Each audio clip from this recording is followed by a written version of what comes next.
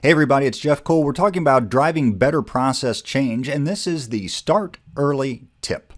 If you're improving a process, you're probably using some kind of methodology, be it a 5-step or a 7-step methodology, and all of those are kind of like the board games we had when we were kids, where you move around from step to step, and the instructions on the inside of the box lid tell us what to do in each of those steps.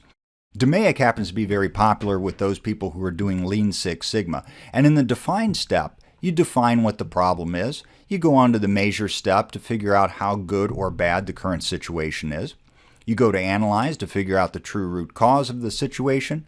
In improve, we come up with some great ideas on how to resolve this. And in control, we move on to a final rollout of this process improvement. It's usually around the control or the improve stage that the light bulb goes off and people say, you know what, this is going to impact other people. I better get them involved. That is way late in the game to be thinking that. We want to be thinking that kind of stuff all the way back here in the initial define step.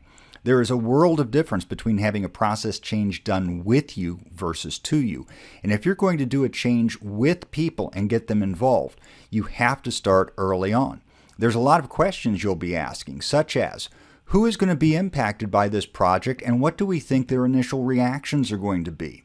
Also, what do we anticipate their big concerns or issues to be? How are we going to best communicate with these people?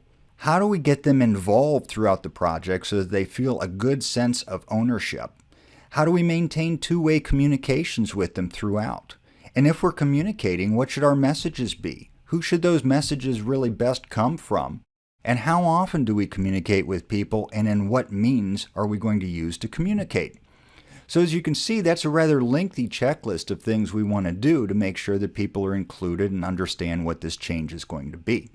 The only way that you can do this with any kind of excellence is to start early in the process. So when is the best time to start using change management? The minute you come up with an idea for a process improvement. You need to be asking these questions. You need to start early. If you wait until the control step, you're dead in the water. So that was our starting early tip, and I wish you the best in all of your change efforts.